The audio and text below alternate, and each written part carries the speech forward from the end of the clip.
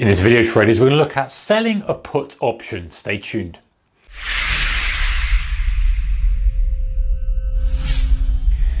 Hey traders and investors, a very warm welcome to you. So, selling a put option. We know that buying a put options means we are bearish on something. We want the right, but not the obligation to sell a specific underlying. Let's use a stock in this example, a stock at a certain price at a certain point in time in the future.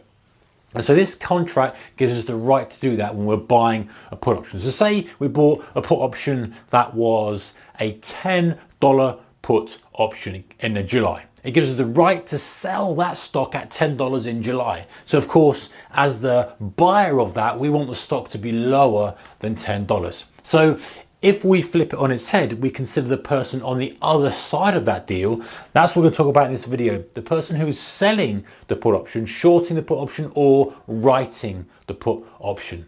Okay, now this is different to buying a call. It's a mistake some people make. They say, well, if I'm kind of bullish on something, then I just buy a call. Yes, you might do that, but a call has unlimited upside and it has a capped risk. Of course, when you're buying an option, whether that's a put or a call, your risk is limited to the price you pay for it. But if you're selling a put option, you have limited upside because you're going short, and where it can go down to zero, you go short the value of the option, and unlimited downside, unlimited risk, which actually sounds pretty dangerous, but there's a trade-off. And let's have a look at an example and we can kind of see how it works. So when we want to sell a put option, we would sell a put option if we're bullish on the underlying. Now I've put bearish in volatility, bearish on volatility, because it's not strictly true. What that really means is, okay, we're bullish on the underlying, we expect the asset to go higher, but we also think that perhaps the option is priced higher than we think it should be. And so volatility may be a little bit too high and we think that it's going to shrink, and of course that shrinking of volatility brings the price of the option down. So that's a sort of secondary thing on it. Generally we're just bullish on the underlying, and it doesn't really matter at expiry what happens to volatility, but obviously the higher the price of the option, the more premium we're going to get because we're selling that and we're hoping it goes down and it's worthless at expiry. So let's look at some examples. So to sell a put option, we're going to sell one put, and if we're selling a put, it gives us one contract. Option contract is 100 shares effectively. So let's look at this P&L chart here. Here's our P&L on this side, and here's a stock price. If I can do 0, stock price on our x-axis. So we're going to sell XYZ is currently trading at $10, right? We're going to sell at the money a put option, should I say, a $10 put option strike at $1. Forget about the expiry for now. It doesn't really matter. So what happens for different prices? What happens to the value of that option at expiry? Let's have a look. So let's say it comes to expiry and the value of the stock is $10.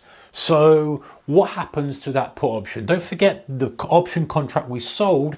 The buyer has the right, but not the obligation to sell XYZ stock at $10. It's currently trading at $10.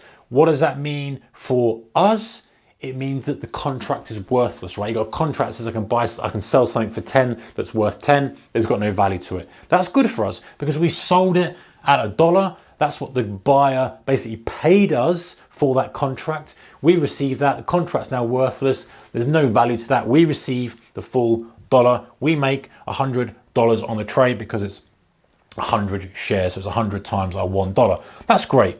So what happens now if it goes to $11? So it goes to $11, the put option again expires worthless because someone's got the right but not the obligation to sell something at 10 that's currently worth 11. And that could be 11, 12, 15, 500. You've got the right to sell something lower, and that's got no value. So it's good for us because we've sold that, we've shorted that, and effectively again, we've now made $1 multiplied by the contract size, and assume that we're doing one contract here in this P&L chart here. Right, so, and this is in dollars, by the way, the stock price should be self-explanatory. Just in case it's not, let's keep things clear. So you can see how this is capping our upside.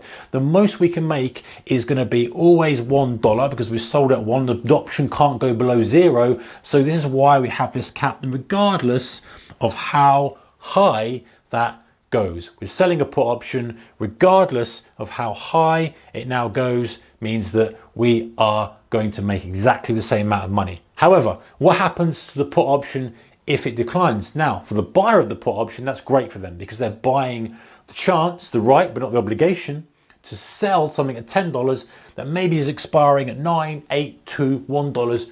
Yippee, they're very happy. We're not. What happens? Let's have a look if it expires at $9. So if this contract, if the stock price is at $9 at expiry, which is right here, that's our $9 mark. What's the value of that put option? Well, you've got the right to sell something at 10 that's currently at 9.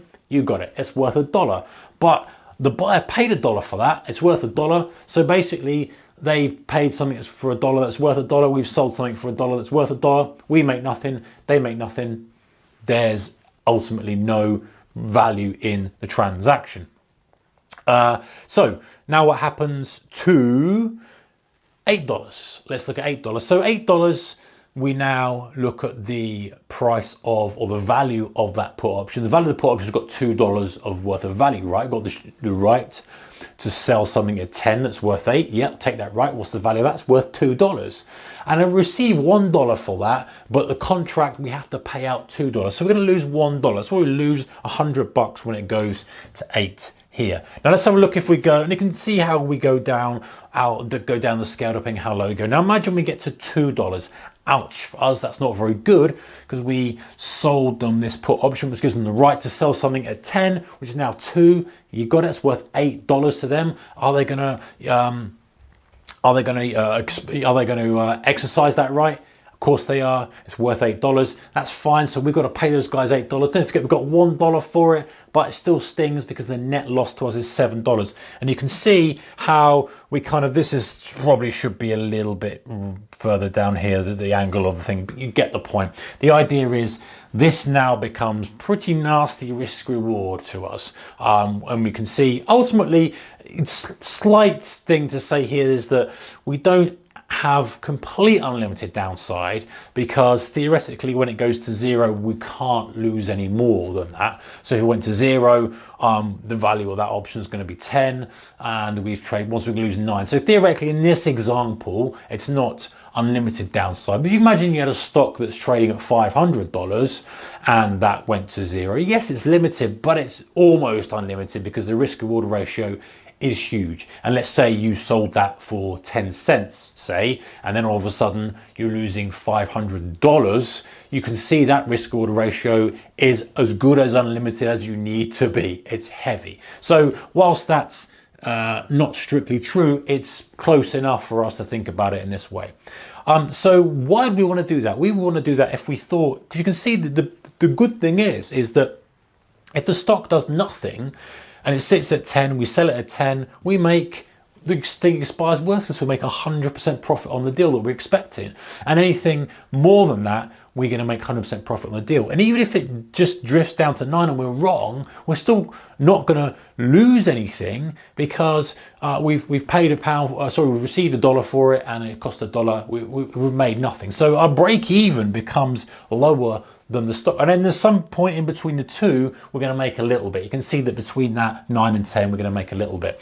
And then, you know, as it goes much lower. So if you're picking a strike price that's perhaps way out of the money, you're not going to get as much premium because the chances of it actually going to that stock price are going to be lower, but you're going to get more chance of making money on the deal. The probability of success is going to be very, very high, but the risk reward ratio is going to be very, very poor. This is the kind of push and pull that you get with selling put options or even buying put options. If you bought a real out of the money put option at $2, so it's trading at 10, the chance of it going to 2 under normal conditions are quite slim. So it's going to be very, very cheap, might be a couple of cents, for example. But if it pays off, wow, you're going to make 100 times your money potentially. So that is the flip side of that if you're selling that put option. So its risk reward ratio becomes very, very poor for you. The probability of success becomes very, very high. And of course, as you come up towards kind of at the money, then things start to change. Your probability of success is reasonably high.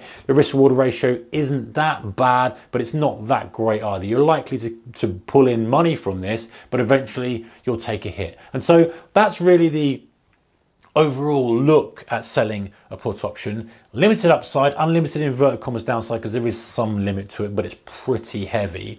And you can see how this payoff works. The benefit is that if the stock does nothing, you're going to make the money. The also benefit, or the downside, is that if the stock goes against you, then you're going to lose a significant amount of money potentially. So this is when you don't think there is that downside risk. You think, okay, I don't think the stock is completely going to die a death. It could do, because of course crashes happen quite quickly, and when you're selling volatility as well, you might find you get a massive spike in the price of the option. You've got to wait until expiry for that to come out. So it can be pretty dangerous. And don't forget, before it expires, the price of the option is just supply and demand. So if something is in free fall, let's say it's going from 10 to 7 to 8 every day, all of a sudden the price of the option is going to absolutely shoot up, because people are just going to be panicking and wanting to buy those options. The volatility component is going to come up. People are going to want to be buying options, going to shoot up. You're going to be under a heavy kind of mark-to-market loss. In reality, it could still end up trading and expiring worthless, or expiring not too bad, but you might have to stomach an extreme spike in the volatility, extreme spike in that put option, because considering this, if that put option is sitting at 10, all of a sudden expected volatility shot up, that might double. And you'd have to sit there and sit through that. So there's some pros and cons with doing this, but ultimately that's selling a put option, guys. Take care, whatever you're doing. See you next one. Bye-bye.